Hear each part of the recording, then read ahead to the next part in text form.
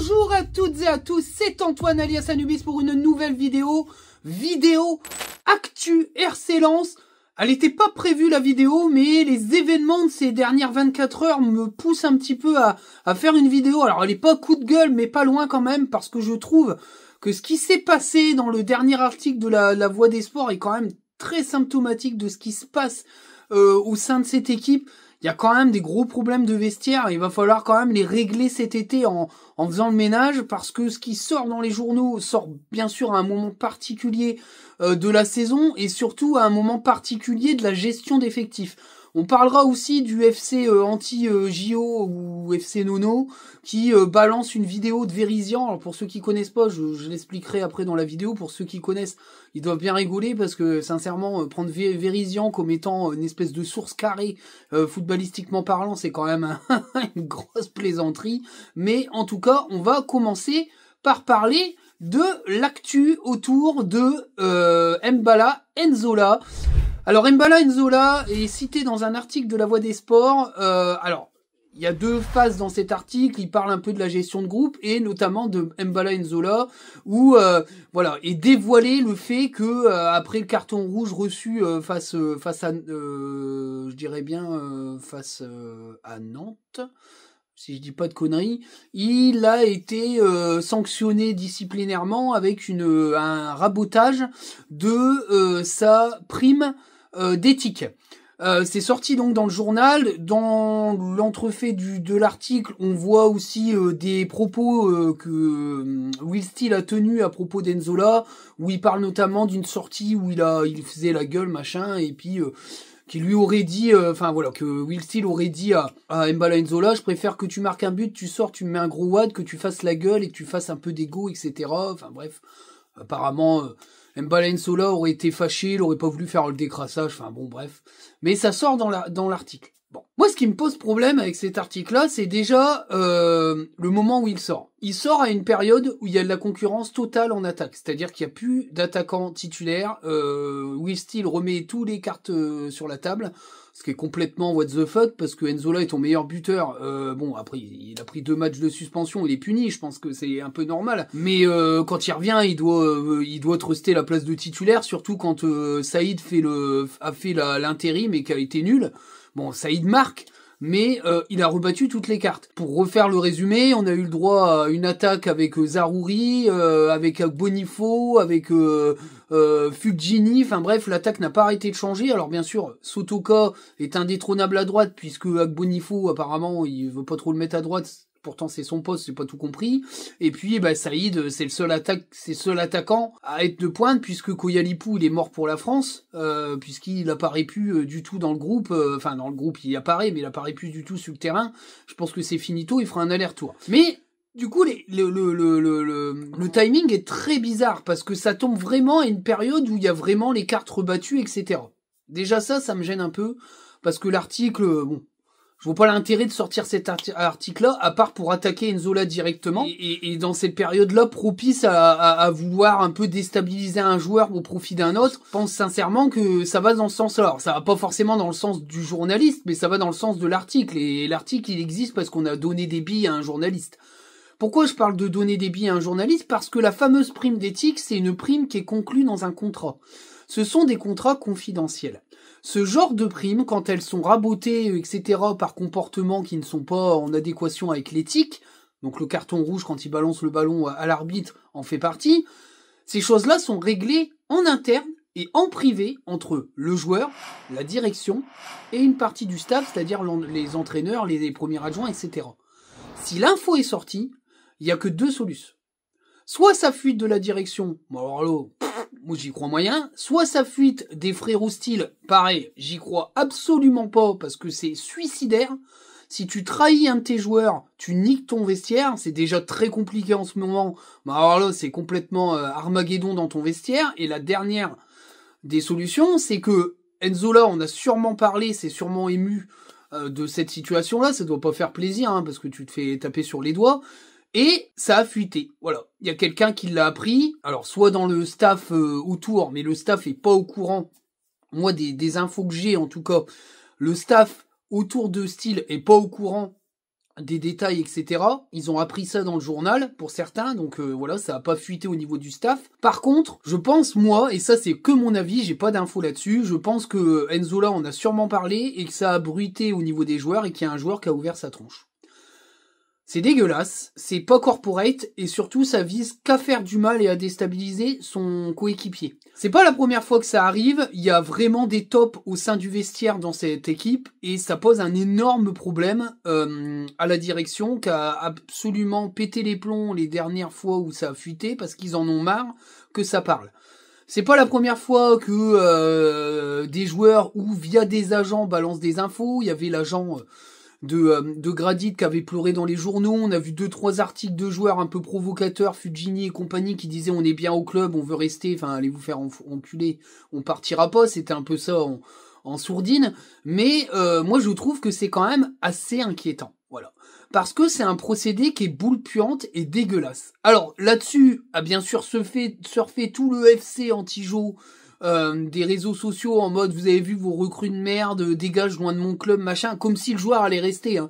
Je veux dire, aujourd'hui c'est une notoriété publique, il va y avoir un dégraissage absolu de l'effectif avec une réduction de la masse salariale pour atteindre à peu près 27 millions d'euros de masse salariale complète. Il faut bien comprendre que cette masse salariale là elle va être réduite grâce à la vente de joueurs, mais surtout à l'arrêt de certains contrats. Et bien sûr, l'ami Enzola, il va pas rester parce qu'il a à peu près 200 000 balles par mois à la FIO.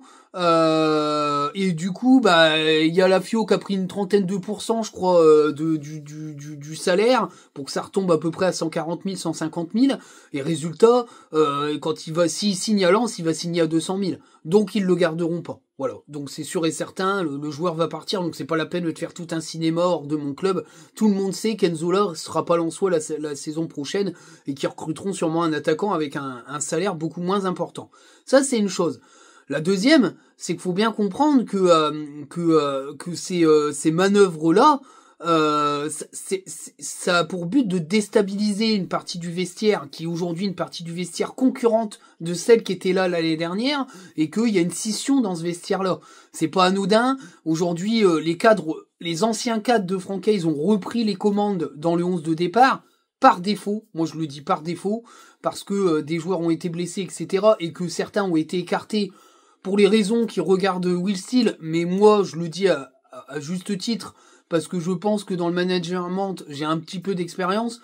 Quand t'as des problèmes de comportement multiples avec certains de tes coéquipiers ou tes employés ou de tes collègues, souvent c'est que t'es quand même un petit peu lié à ces problèmes. Donc moi je pense qu'il y a un problème de management de Will Steele.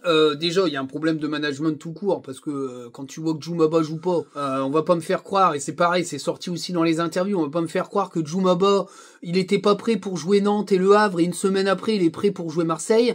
C'est surtout qu'il a pris, il a perdu face au Havre, et il a pris un énorme coup de pression Will Steele, et du coup il a titularisé Djoumaba parce que il y avait aucune raison qu'il ne soit pas titularisé, parce que l'histoire de il sait pas se situer, le mec fait 6 mois de Liga, je pense qu'il est chaud comme la braise, il peut jouer face à Nantes et Le Havre, c'est pas des attaques de feu, il avait largement le niveau pour jouer, hein.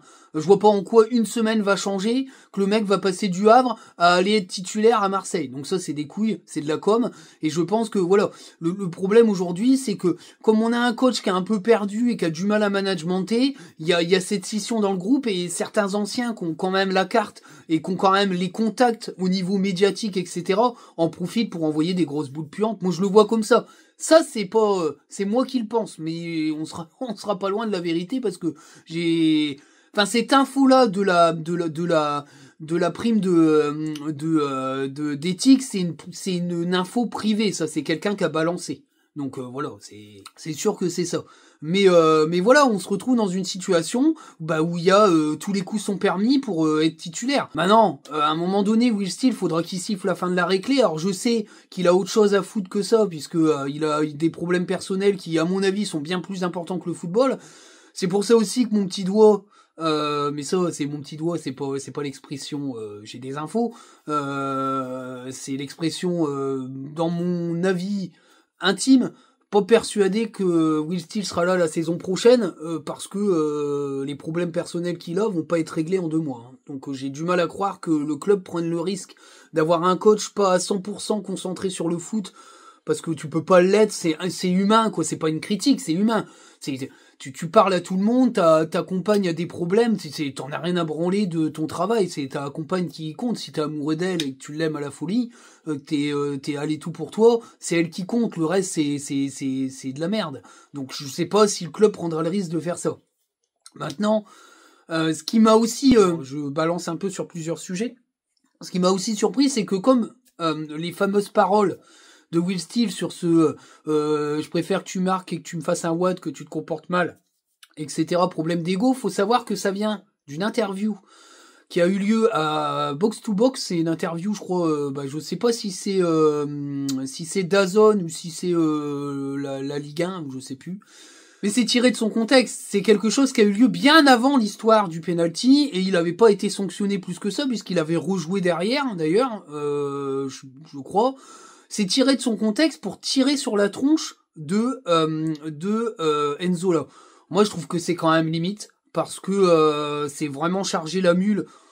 C'est téléguidé, pour moi, c'est obligé. Et j'ai donc écouté cette interview.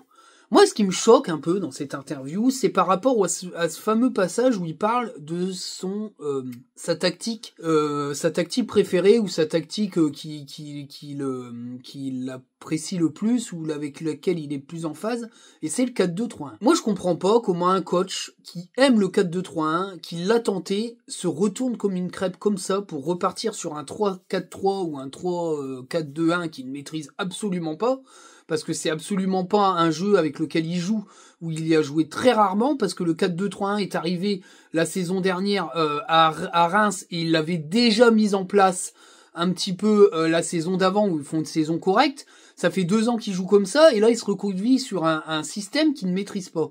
C'est là où tu vois qu'il y a une grosse influence des anciens cadres, parce que je pense qu'ils ont repris un peu la main, ils ont dit t'inquiète, nous on le gère le 3-4-2-1. Ah, il le gère tellement que c'est horrible à voir jouer, mais je comprends pas. Et ça va le perdre. Ça va le perdre obligatoirement. Ça et Koyalipou. Moi, je pense que ces trucs-là, alors il s'est sauvé un peu les fesses avec Djoumaba, mais vis-à-vis de Diego Lopez, qui est quand même quelqu'un d'extrêmement fort au niveau politique, footballistique, ça va être très compliqué de lutter, hein, parce qu'il va falloir trouver les arguments pour dire que Koyalipou, il méritait pas d'avoir du temps de jeu. Alors peut-être qu'il va en avoir dans les prochaines journées, mais moi j'ai du mal à y croire. Moi je pense que ce 11 de départ, il est verrouillé, et qu'on va voir le 3-4-2-1 à la Franquet jusqu'à la fin de la saison. Voilà. À part si blessure, si suspension, et puis qu'on peut pas jouer à 3 derrière, ou alors il va aligner Malang Sarr, mais bref, je pense que Malang Sarr c'est très compliqué quand même. Il a eu une bonne partie, une bonne phase, et puis là il est redescendu complètement. Pour moi, 3-4-2-1 c'est jusqu'à la fin. Bon, après il y en a qui bandent là-dessus, mais moi je bande pas. Mais en tout cas voilà un petit peu sur cet aspect-là, Enzo là. Moi je trouve que c'est quand même très mauvais signe quand tu te fais chier dessus par tes propres coéquipiers ou par des gens du club via des coéquipiers qui balancent des infos sur ta tronche. Connaissant un petit peu le caractère d'Embal Enzola, de ce qu'on m'en a dit, je pense que ça va pas rester lettre morte. Quand il va voir l'article, ça va partir en couille. Parce qu'il faut savoir que il y a une partie de ce vestiaire-là qui a été très désagréable avec Openda, qui a été très désagréable avec Eli Wahi, jusqu'à un point où Leka a dû prendre Eli Wahi un peu avec lui. D'ailleurs, ça lui a valu de se faire défoncer cette saison et de se faire rétrograder sous la pression de certains cadres. Donc il l'a payé cher, hein, sa prise de position, Leka. Et là, cette année, on va à gras 2-3 autres joueurs de l'effectif, sauf qu'Enzola, lui, il se fait pas à gras comme ça, et il est très proche. Il est très proche de Medina, ce qui pose un problème. D'ailleurs, dans cet esprit de groupe, on voit que Medina s'est un peu séparé d'une partie de l'ancien vestiaire, et ça pose quand même un sacré problème de scission dans le groupe. Et il est beaucoup plus proche des néo-joueurs, c'est-à-dire Satriano, Enzola, Chavez, même Djoumaba, Agbonifo, ça commence à avoir une certaine forme d'émulation, et il y a une certaine scission. Il faudrait pas que ça soit ce qui va causer de gros problèmes l'été prochain, parce que l'été prochain, faut quand même se rendre compte d'une chose, si tu ne réduis pas la masse salariale, tu ne peux pas recruter. Voilà. Ça, je rebondis dessus aussi par rapport à Enzola. Enzola, il va être sacrifié sur l'autel de la masse salariale, et pas que, et Mendy sera pas renouvelé. Et puis après, ils vont devoir vendre les salaires à 150 000. Je crois qu'il doit y avoir Fulgini, Thomasson à 150 000. Après, c'est des salaires à 90 000, c'est Gradit, Sotoka, Saïd, je sais plus, mais ça doit être dans ces eaux-là, ça doit être un peu en dessous. Après, c'est 60 000, c'est Kofi, c'est sûr qu'il va partir. Et puis après, il y a aussi... j'allais l'oublier, il y a aussi Aguilar qui a 150 000, Zarouri, je sais pas trop, mais ça doit être un gros salaire également. Donc il y a des gros salaires à faire partir. Le problème aujourd'hui, c'est que si les joueurs veulent pas partir, ils partiront pas. Mais par contre, la DNCG, elle va ta gare. Elle va ta gare tout de suite.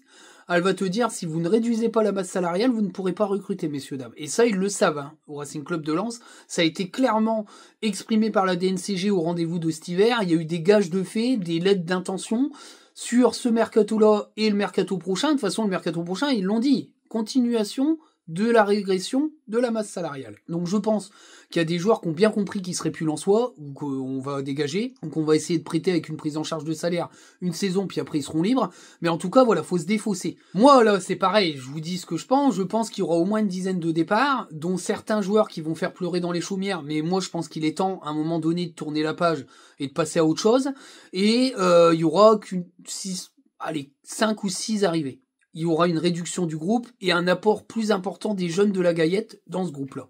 C'est ce qui est voulu par Joseph Ougourlian. Moi, je pense sincèrement à Capuano, Ryan Fofana, Gagnou va revenir, Diliwidi peut-être sera reprêté, c'est possible parce qu'il est très jeune et puis il peut être reprêté en Ligue 2, pourquoi pas, pour refaire une saison. Pouilly fera partie du groupe, même si je trouve qu'il joue pas beaucoup. Alors, est-ce qu'il est pas au niveau, j'en sais rien. Mais à un moment donné, il faudra quand même qu'on voie Pouilly sur 20, 30, 40 minutes, voire même peut-être le démarrer titulaire. Mais bon, aujourd'hui, t'as Aguilar qui fait le boulot et qui a repris du poil de la bête alors qu'il avait été écarté par Will Steele, qui lui avait préféré Frankowski, et c'est normal, et qui jouait quasi pas. Mais voilà, il va y avoir plein de départs et beaucoup moins d'arrivées. C'est logique. Et je pense qu'il va falloir se séparer de ces salaires-là et de ces cadres-là pour repartir sur quelque chose de moins toxique, parce qu'il y a un peu de toxicité dans ce vestiaire. Et je pense que voilà, c'est là où ça va encore tanguer, parce que vu comment ça a pleuré cet hiver pour des départs qui étaient prévus cet été, je pense que ça va être Armageddon cet été. Je vous dis pas, Joseph Ougourlian, il a intérêt de pas lire les réseaux parce qu'il va en prendre des missiles dans la gueule. Hein. Alors, déjà je pense le grand drame, ça va être El Ainaoui, parce que moi je mets 80% de chances qu'il s'en aille. Parce que on nous fait un cinéma, mais moi je vous rappelle que El Ainaoui voulait partir l'été dernier, que ça a capoté pour une histoire de salaire, pas que de blessure, parce qu'ils ont profité aussi de la visite médicale pour faire sauter le deal, parce que l'entourage qu'on loue, hein, alors que c'est pas du tout le cas, parce que même des monégasques m'en ont parlé à moi pour dire que l'entourage du joueur avait réclamé environ 150 000 € de salaire, alors que c'est 3 fois plus que ce qu'il gagnait à Lens. On lui a dit non, mais ouais, t'as fait une saison à Lens, t'arrives à Monaco, pas dans le rôle d'un leader, on va se calmer sur le salaire et ça a capoté, du coup, voilà. Et je peux vous garantir que l'entourage a été très en colère par Lens, parce qu'ils ont pas essayé de baisser un peu le prix du transfert pour augmenter le salaire des Lainaoui. Voilà, c'est un peu ça le mystère aussi, hein. D'ailleurs, c'était le même bordel avec Brice Samba. C'est une histoire de thunes, c'est-à-dire que Brice Samba s'est pas fait à Marseille parce qu'ils en voulaient 15 millions Lens, c'est normal puisque c'était le numéro 2 de l'équipe de France. Marseille en voulait 10 millions, ils ont jamais transigé, ils ont pris Geronimo Rulli et Samba n'a jamais accepté cette décision. Et on a voulu beaucoup au vestiaire, à la direction, et il a été quand même un agitateur de vestiaire. Il était temps qu'il parte. Voilà, résultat, Lens a eu ses 15 millions, donc au final... ça n'a pas changé grand-chose pour la direction, c'est juste que ils ont perdu quand même un grand gardien, mais avec un comportement quand même pas tété. Donc voilà un petit peu pour les actus, puis je mets un petit peu d'autres choses dedans pour étoffer un peu le truc, puis donner un petit peu ma vision de l'été prochain. J'ai hâte d'être au mercato et en même temps j'ai pas hâte, parce que j'ai peur que ça soit un flop, j'ai peur que les mecs partent pas et qu'on se retrouve avec une équipe à moitié moisie. Et là je peux vous garantir que si on n'a pas un gros démarrage, ça va être une saison très galère. Voilà. Et après la saison galère, si on est en Ligue 1, ça ira. Si on fait une Montpellier ou une je sais pas quoi parce qu'on n'arrive plus à gagner et qu'on se casse la gueule, ça va être très compliqué et ça sera quand même lié à des prises de décision qui ont été faites il y a 18 mois et qui aujourd'hui pourraient nous conduire à une saison galère si le recrutement est pas bien géré cet été, mais malheureusement ils ont pas tout entre leurs mains puisque le décisionnel il vient aussi des joueurs. Et après ces joueurs-là seront plus là, hein, puisqu'il leur reste plus qu'un an de contrat. C'est pour ça que je vais rebondir sur la suite, puisque certains nous balancent une vidéo de Vésirian. Enfin, je comprends même pas comment les mecs ils peuvent avoir une once de crédibilité à balancer ça. Puisque dans cette vidéo, on apprend que le fameux Milan, je sais plus comment, qui est le fameux conseiller spécial de Joseph Oughourlian est le grand monstre de l'ombre, alors que c'est juste un conseiller spécial comme dans n'importe quel club, qui a eu un rôle dans la découverte des problèmes de salaire à l'hiver dernier, hein, qui a en compagnie de la directrice financière fait un peu l'audit de tout ça et s'est rendu compte que les fameuses primes et Ligue des Champions n'existaient pas, c'était des hausses de salaire brut. Donc c'est gros mythomanie d'une partie de la direction ancienne et ce mec-là serait le démon qui a fait chavirer Joseph Oughourlian, qui a juste pris les décisions qui s'imposaient. 7e place avec un gros budget, donc c'est un échec au regard des sommes engagées. Problème de salaire, de gestion du salaire et de reste du trésor de guerre qui restait plus que 7 millions, il en avait établi sur 20, donc échec complet, il a viré les gens. Je trouve que c'est pas plus mal. Alors, il a pas viré Francaise. Francaise est parti en sachant que Francaise avait déjà apparemment des contacts avec Nice et moi de ce que j'ai comme retour avait déjà déclaré à son vestiaire qu'il partira à Nice. Ça a été ensuite un petit peu quand même précisé dans les médias alors qu'on a dit que c'était pas vrai. Donc, faut attendre un peu avant d'écouter certains. Mais voilà, aujourd'hui on se retrouve avec quand même des mecs qui balancent une vidéo de Vérisian qui nous balance qu'il va y avoir des prolongations de cadre. Voilà.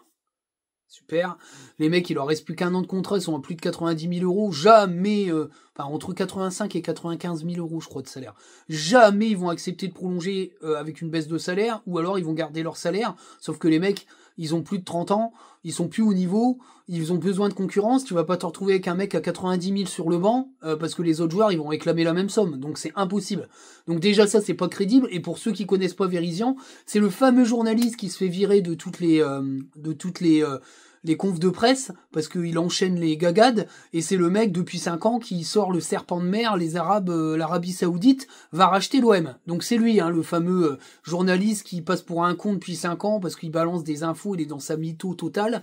Donc c'est lui Vérisian et des gars de la communauté s'appuient sur une vidéo pseudo-journalistique de ce gars-là pour essayer de marquer le coup et de dire ben voilà les vérités machin. Qu'est-ce que vous voulez que je vous dise moi ? Mais tout ça, ça participe à une atmosphère vraiment terrible dans la commune. Hein. Je vous dis, il est temps que le ménage soit fait dans l'effectif, dans aussi une partie de l'organigramme du club et aussi dans le staff parce que les joueurs se plaignent qu'il y a trop de staff. Le staff a été staffé en mode Ligue des Champions. Aujourd'hui, il y a trop de mecs au staff. Hein. Clairement, plusieurs joueurs l'ont dit, même des nouveaux. Et je pense qu'il va y avoir des changements. Déjà de Laval, à mon avis, il va partir parce que vu ce qu'il prend dans la gueule et comment il est pas défendu, ça m'étonnerait qu'il reste. Lui, c'est un mec quand même assez droit. Il aime pas qu'on lui chie dans la gueule. Et puis il faut quand même savoir que de Laval, c'est pas lui qui fait les. De Laval, il est force de proposition. Hein. C'est pas lui qui définit la stratégie performance. Lui, il la propose et c'est le coach qui la valide ou non. Voilà. Mais elle a pas été toujours validée. Hein. Et quand on voit et ça, je dirais toujours que Francaise est un excellent tacticien et un bon gestionnaire d'entraînement. Quand on voit qu'avec Francaise, ça termine à 19h et que là, ça termine à 14h, il y a quand même un énorme souci. Il y a une trop grosse différence. Et petite indiscrétion, c'est la première fois depuis 4 ans que beaucoup de joueurs ont des prépas physiques personnels, poussent de la fonte hors entraînement et font des entraînements hors entraînement avec des coachs personnels. Ça n'existait pas avant, donc il y a quand même un gros problème de charge de travail. Et d'ailleurs, Malang Sarr s'en est plaint à plusieurs reprises. Hein. Bon, même s'il n'est pas forcément très bon sur le terrain, c'est quand même quelqu'un de très pro et lui, il n'est pas très très content de la charge de travail au club. Donc voilà. Donc il aurait exprimé quand même à plusieurs reprises son mécontentement par rapport à à la gestion, on va dire, performance. Voilà. Voilà un petit peu pour cette vidéo, j'espère qu'elle vous plaira. N'hésitez pas en commentaire, on pourra débattre de tout ça, mais j'avais envie de donner mon avis, mon petit coup de gueule. Voilà, j'espère que ça va se calmer, parce que c'est vraiment une atmosphère de merde, et moi j'ai envie de voir des meilleures choses que ça au club, et j'ai surtout envie de voir du renouveau, parce que là, le 3-4-2-1 qui revient d'entre les morts, avec une attaque Saïd Sotoka, moi ça me fend le cœur. Franchement, c'est un retour de 9 mois en arrière, où on a vu de la merde pendant jusqu'à la fin de la saison. Enfin voilà, je sais pas ce que va faire Will Steele, mais c'est très compliqué quand même. Voilà. Puis en plus, il tue certains joueurs qui viennent d'être recrutés, Agbonifo, Koyalipou, enfin j'aime pas la tournure que ça prend. Alors oui, le club est maintenu, hein, c'est pas le problème, la saison va se terminer tranquillement, on est encore à quelques points de l'Europe, il y a encore un challenge, mais je suis pas certain que si on continue comme ça va être une belle fin de saison. Voilà, alors après, je me dis que si on finit à 12 points de la 7ème place et qu'il reste 3 journées, j'espère que Will Steele il fera un petit peu de la mise en place pour l'année prochaine, faire jouer des jeunes, parce qu'il y aura plus rien à jouer et que voilà, si ta 8ème place est bien sécurisée et que t'es mort pour la 7ème, on verra des jeunes jouer, on essaiera d'autres choses, on essaiera d'engager des joueurs qui sont été recrutés cet hiver, notamment Selic, qui aura eu quelques semaines de N3 et qui pourra peut-être montrer des choses en Ligue 1 sur des matchs sans enjeu. Mais en tout cas, voilà. Je suis pas pessimiste pour l'Europe, parce que pour l'instant, on est toujours un peu en contact, mais on est quand même un peu hors culon. Mais j'ai du mal à croire que ce 3-4-2-1 hésien puisse donner satisfaction sur la longueur, surtout quand on voit la gueule de l'attaque. Sur ce, je vous dis à très bientôt. Ciao les amis. Prochaine vidéo, ça sera l'après-match des Bleus. Pour ceux qui s'intéressent, les autres, on sait qu'on s'en fout. C'est un pur kiff perso, hein. Mais vous le savez, pour ceux qui sont pas arrivés depuis longtemps, je fais des débriefs des matchs des Bleus. Alors, si les gens s'en foutent, ils regardent pas. Après, je sais qu'il y en a qui regardent. Voilà, ça change un peu, mais ça, c'est parce que c'est ma chaîne, que j'aime le foot, que j'aime Lens et que j'aime aussi l'équipe de France. Je suis pas un pur clubiste, mais voilà, je le fais pour mon pur plaisir. Il n'y a pas de volonté de performance. C'est des vidéos qui marchent quasi pas, mais c'est pas grave. Moi, je me fais plaisir. Je sais qu'il y a un petit public quand même dans mon nombre d'abonnés, donc on continue quand même. Voilà, puis ça fait un moment, donc voilà, on va remettre le maillot bleu et on va suivre ces matchs. Voilà, bon après c'est Dédé, alors on se fait chier, mais un jour viendra, Dédé, tu partiras et Zizou viendra. Voilà, je vous dis à très bientôt, on n'hésite pas, la cloche, les abonnements, dans la bio, les descriptions, et puis je vous dis à bientôt donc, ciao les amis.